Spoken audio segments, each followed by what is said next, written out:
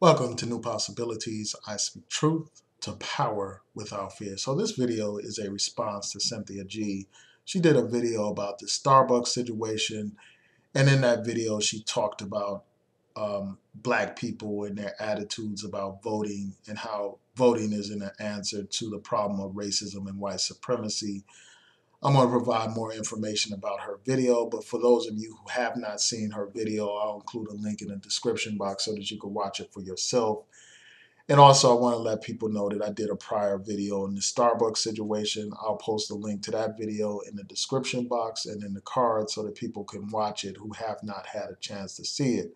But basically, you have a situation where two African American men were waiting in Starbucks in Philadelphia. They were waiting for their friend to arrive. And because these brothers didn't purchase anything in the store, they basically asked them to leave. And the police were called. The police arrested these young men simply for waiting while black in this store. For more of my commentary, again, check out my video. But in Cynthia G's video, she talked about this and she talked about how there's a black commissioner there in Philadelphia who basically supported the police officers' actions in this case, where you had these brothers again arrested for waiting while black. And she basically used that as an example of why voting doesn't really matter and why black people can't fight racism and white supremacy through the voting process. So I'm going to summarize some of the things that she said, and then I'm going to get into my commentary. So she said that black people think that they can vote their way out of white supremacy. She said black people vote for these black politicians, and they think that that will make racism go away. They think that the mere presence of black people in these positions is going to end racism. And then she also talked about how sometimes when black people are in positions of power, they don't do anything for black people. And then she cited the example of Barack Obama as an example of a black person in a higher office that didn't do anything for black people. So that's the first point that I want to respond to, this notion that Obama has done nothing for black people. This is a popular myth that you hear on YouTube. The only way somebody could reach such a conclusion is if they are uninformed about public policy, if they didn't keep track of Obama's administration, they didn't follow his administration, they're not familiar with politics. Only an ignorant person would say that Obama has done nothing for black people.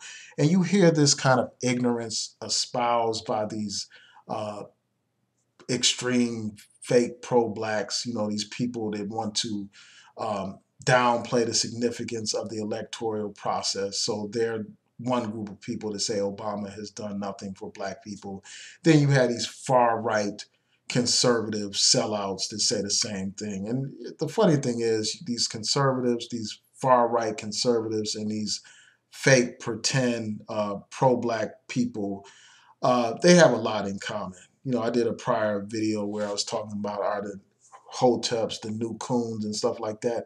So there are a lot of parallels between these two extremes, and that's one of them. The notion that Obama has done nothing for black people, but that's a whole nother story. But let's get into it. Obama's done several things for black people, and I had another video where I talked about this, and I've done written blog posts about this as well. But I'm going to cite just a few examples of what Obama has done for black people to just dispel this notion that Obama has done nothing for black people. Now, before I get into these examples, I hear this all the time. Like, people will come to my videos and say, Obama's done nothing for black people. Show me something Obama's done for black people. Then I cite all these examples of what he's done for black people. And then what these people do is they try to weasel their way out of their position by trying to say, well, those things didn't go far enough, or that wasn't really for black people, and this and that. These people come up with all kinds of excuses. I mean, the fact of the matter, Obama did plenty of things for black people. Number one, he helped pass the Fair Sentencing Act, an act that substantially reduced the sentencing disparity between powder cocaine and crack cocaine. And we know that that sentencing disparity has helped create this problem of mass incarceration in the black community, where you have black people being sentenced harsher than white people are sentenced for using or selling crack cocaine compared to the use and sale of powder cocaine. And we know that there's racial disparities in that sentencing. So Obama helped address that situation by helping to substantially reduce that disparity. Also, the Obama administration reduced the use of mandatory minimum sentences for nonviolent drug offenders, many of whom are African American. Also, Obama, under his watch, the Justice Department decided not to enforce federal marijuana laws in jurisdictions that had voted to legalize marijuana. And then another issue is clemency. Obama granted clemency to many nonviolent drug offenders, many of whom are African American. Now, people also deal with this issue of police brutality and policing issues, and this whole Starbucks situation is a prime example of these policing issues. And the Obama administration aggressively addressed the problem of police brutality. They investigated several police departments around the country, and they entered consent decrees with those police departments to end police brutality in those jurisdictions, to end discriminatory policing practices in those jurisdictions. They entered consent decrees with cities like Ferguson and cities like Baltimore, Maryland, and other cities. So that is something that is beneficial to the black community. That is something that Obama has done for the black community. And when people downplay the significance of voting, all you have to do is compare what Obama did in that area, just that area alone of consent decrees, and you compare that to what the Trump administration is doing, which is absolutely nothing. They're telling you that police brutality is a local issue. They're telling you that they're no longer going to use consent decrees to end these discriminatory policing practices, to end police brutality. It's not a priority for them. So that is, again, another reminder of how important the vote is. Another thing the Obama administration did was they aggressively defended affirmative action in the case of Fisher versus the University of Texas.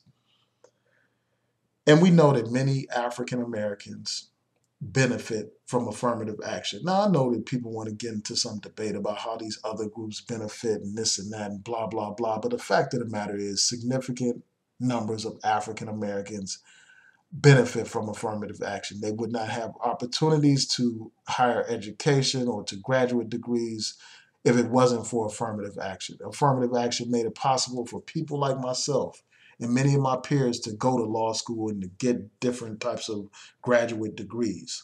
So that is a very significant development. That is something that's significant that the Obama administration did to protect the interests of African Americans. Also, the Obama administration defended our voting rights in the case of Shelby versus Holder.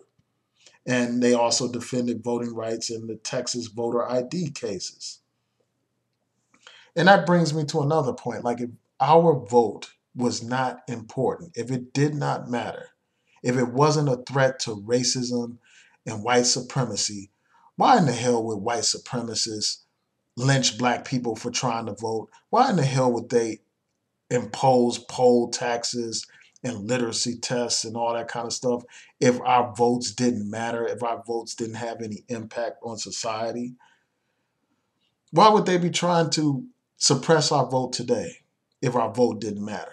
Through redistricting and, creating at-large election systems to make it more difficult for African Americans to elect the candidates of their choice. Why would they go through that if our votes didn't matter? Why would they try to make it more difficult for groups to register black people to vote if our votes didn't matter? Why would they create all these measures to suppress the black vote by cutting back on early voting, by imposing unnecessary ID requirements and all that kind of stuff if our votes didn't matter? Why would Donald Trump, for instance, create a fake voter fraud commission if our votes didn't matter. That whole commission was designed to do nothing but suppress the vote. But yet people want to tell you that voting doesn't matter. This is what passes for black consciousness on YouTube. Another thing that President Obama did was the Brothers Keeper program, a program that benefited African American communities.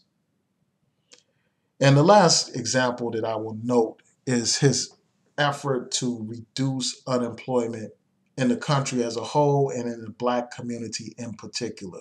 Because of Obama's work, unemployment substantially declined in the black community, and it continues to decline because of what Obama did when he was in office. But people want to ignore all of that reality and still live with this fiction that Obama did nothing for black people. I'm sure there's going to be some fool that comes to this comment section and says something about how that's nothing for black people when I gave all these examples of what he's done for black people. And the fact that he was able to do all those things just again is a reminder of just how significant our vote is. Now, basically, Cynthia G was saying, well, you can't vote your way out of white supremacy. And of course, ending racism or fighting racism is not a fight that's just on one front. It's on many fronts. We have to fight it in various different ways. There are various tactics to deal with the problem of racism in this society. Various ways to deal with it. And elections and voting is one way to deal with it. Lobbying is another way to deal with it. Protesting is another way to deal with it. There are so many different facets to our struggle, and our struggle is a protracted struggle. It's not some microwave struggle where you have a presto magical solution overnight to this problem. It just doesn't work that way. Now, despite the fact that racism won't be cured overnight simply by voting, we can't deny the progress that has been created because of our right to vote. We can't deny the fact that certain civil rights legislation would not have been possible if we weren't participating in the electoral process. The electoral process made it possible for us to have a Civil Rights Act, a Fair Housing Act, a Voting Rights Act, and all these other civil rights that we enjoy. Now, during her video, she talked about how those brothers who were arrested in that Starbucks would have a good case against Starbucks. They have certain legal rights and this and that, and they can prevail. How do you think they got those certain legal rights? Because of the electoral process, because you had politicians in Congress that passed certain laws that gave people certain rights. And even on a local level, when you look at the local legislature, we have civil rights because of politicians being put in positions of power and passing certain laws that are beneficial to black communities. I mean, it's like I think that some people are so just so ignorant, man. I mean, we enjoy so many rights today that we often take them for granted. It's because of our right to vote and all this and that we have so many black elected officials. It's because of our right to vote that Jim Crow was destroyed. Legalized Jim Crow was eliminated because of our right to vote. As long as we could not participate in the political process, they could pass laws to segregate and humiliate black people. This is not rocket science. This is common sense. That's why our ancestors and our elders fought so hard for the right to vote. That's why they faced the police dogs and the batons on that bridge in Selma, because they realized that if they could not vote, they could not shape their destiny. That's what they realized. And, another point that she raised in her video was, the point about how things aren't going to change just because you have black people in high places. She cited the example of that police commissioner in Philadelphia who basically agreed with the police action in that Starbucks. And then she also cited examples of a Clarence Thomas and a Ben Carson or whatever. And this is what I have to say about that. You end up with people like a Ben Carson or Clarence Thomas when we don't participate in the electoral process. When we allow someone like a George Bush or Donald Trump to get elected. When they get elected, they appoint people like a Ben Carson. They appoint people like a Clarence Thomas, people that are contrary to the interests of black people. That happens when we are not engaged in the process. You have a man like a Clarence Thomas who has used his position to fight against the interests of black people. That only happens when we don't participate in the process, when we don't fight these people using the electoral process. That's what happens. You end up with a Ben Carson, a man who's slashing, helping Donald Trump slash vital housing programs that affect black communities, cutting back on funding for black communities while he's buying fancy furniture for his office. It costs outrageous amounts of money. That happens when we are not engaged in the political process. So obviously, it's not about the color of the person solely being put into a position of power. It's about their position on the issues. That's what matters. And in order for us to have the right people in power, we need to know their track record. We need to study their track record. And we need to know their positions on the issues that matter to us. And we need to hold these elected officials accountable for their promises or their positions and all that kind of stuff. Through retaliation, if they don't go in our direction, we need to make sure that there are consequences for that, just like any other interest group in this country does. Whether we're talking about the NRA, a pro-gun organization that goes after politicians that don't support their pro-gun agenda, or whether we're talking about the lesbian and gay community, they have an agenda and they punish politicians that don't adhere to their agenda. The same is true for the pro-Israeli lobby in this country. And why should we be any different? I mean, you can't really seriously be about black empowerment while you talk about how our vote is not significant, why you downplay the significance of our vote. You can't be an advocate for black power when you are basically encouraging black people not to vote. I mean, it reminds me of the election. I mean, you had these fools like a Tariq Nasheed on here with a don't vote campaign. And you had that Boyce Watkins, the one who's peddling false dreams and false hopes, tell you that voting wasn't significant. And these same people, after the election, want to complain about the white supremacists in the White House, Donald Trump. When they had a chance to do something, they did nothing. They told black people to fall back. And that makes me question these people's sincerity. It makes me question their commitment to the people. Because, I mean, obviously our ancestors didn't fight and die for nothing when they were fighting for the right to vote. I think that some of us are so privileged and so out of touch with what's going on. And some of us are so just they don't appreciate the things that we have today, the many benefits that we have as a result of the right to vote. They don't appreciate it. They don't appreciate the basic right to be able to go where you want, the basic right to go to a school, to get an education, to vote, and all these things. None of these things wouldn't be possible if it wasn't for the electoral process. So that's what I have to say about this. Obviously, it's not about just having a person of color in a position of power. It's about their positions on the issues, and it's about holding them accountable. You end up with a commissioner like that commissioner in Philadelphia when the people do not participate in the electoral process. And too often, many of our people don't even go out to vote.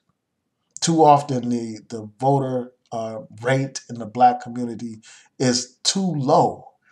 And then we want to complain about the lack of services that we're getting. We want to complain about policing issues, and we want to complain about the prosecutor not pursuing charges against these police officers who brutalize our people. That happens when you don't vote for district attorneys or state's attorneys that prioritize that issue of police brutality. That happens when you elect a mayor who doesn't appoint the right kind of police commissioner or police chief to the police department. So, I mean, I just think that if we are serious about fighting racism and white supremacy, we need to use every available means to do so. You know, whether that's through voting, whether it's through lobbying, whether it's through running certain candidates for office, or whether it's through protests. We have to do something more than talk. And that just reminds me of the last point that I want to make, and that's this. You know, these people that want to tell you not to vote, they don't have any real solutions for the problems facing our people. They don't have any kind of concrete plans or practical plans to address police brutality in our community. All they have for you are videos to entertain you. That's all they have. None of these people are organizing any kind of demonstrations. None of them. You know, and then, I mean, it's like a mixture. You got the people that think all they can do is, you know, just talking is good enough here on YouTube. And then you got the other group that think all you have to do is wait around for some prayers to be answered. You know, we need to be engaged in our community. We need to be involved in our community, and we need to realize that our struggle is on many fronts. We need to realize that this is a protracted struggle. It's not some overnight struggle that's going to be resolved with one quick solution. So anyway, those are my thoughts. Tell me what you all think. Please rate, comment, and subscribe. Peace.